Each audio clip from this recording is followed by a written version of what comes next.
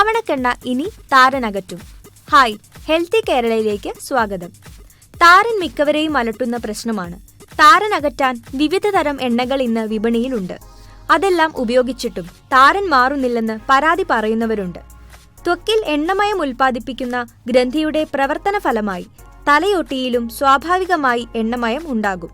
ഇതിൽ പൊടിയും അഴുക്കും അടിഞ്ഞുകൂടിയാണ് താരൻ ഉണ്ടാകുന്നത്. താരൻ അമിതമായാൽ മുടി കൊഴിച്ചിലുണ്ടാവുകയും മുടി പെട്ടെന്ന് പൊട്ടാനുള്ള സാധ്യതയും കൂടുതലാണ്. പതിവായി ഹെൽമറ്റ് ഉപയോഗിക്കുന്നവർക്ക് താരൻ വരാം. തല ചൂടാകുമ്പോൾ വിയർപ്പും അഴുക്കും പൊടിയും ചർമ്മത്തിൽ അടിഞ്ഞാണ് താരൻ വരുന്നത്. താരൻ അകറ്റാൻ ഏറ്റവും മികച്ചതാണ് ആവണക്കെണ്ണ. മുടി ആരോഗ്യത്തോടെ തഴച്ചു വളരാനും മുടി കൊഴിച്ചിലകറ്റാനും ആവണക്കെണ്ണ പുരട്ടുന്നത് ഗുണം ചെയ്യും. താരനകറ്റാൻ വീട്ടിൽ ചെയ്യാവുന്ന 3 തരം ആവണക്കെണ്ണ ഹെയർ പാക്കുകൾ എന്തൊക്കെയാണെന്ന് നോക്കാം. ആവണക്കെണ്ണയും ഇഞ്ചിനീരും.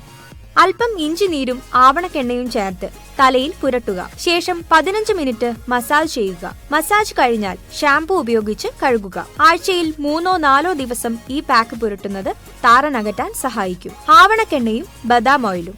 2 ടീസ്പൂൺ ബദാം ഓയിലും ആവണക്കെണ്ണയും ചേർത്ത് തലയിൽ മസാജ് ചെയ്യുന്നത് മുടി കൊഴിച്ചിലകറ്റാനും താരനകറ്റാനും സഹായിക്കും. ആഴ്ചയിൽ 3-4 ദിവസം ഇത് പുരട്ടാം. ആവണക്കെണ്ണയും കറ്റാർവാഴ ജെല്ലും. അല്പം കറ്റാർവാഴ ജെല്ലും ആവണക്കെണ്ണയും ചേർത്ത് തലയിൽ പുരട്ടുക.